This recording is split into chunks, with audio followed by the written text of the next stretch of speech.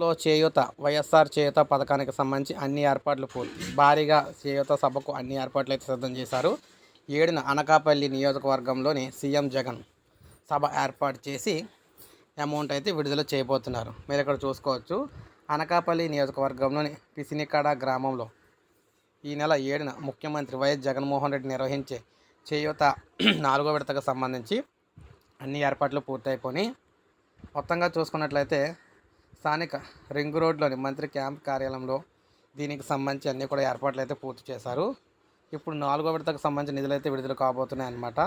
మహిళల ఖాతాలకు ఒక్కొక్కరికి 18,750 రూపాయలు వారి ఖాతాలకు అయితే జమ చేస్తారు.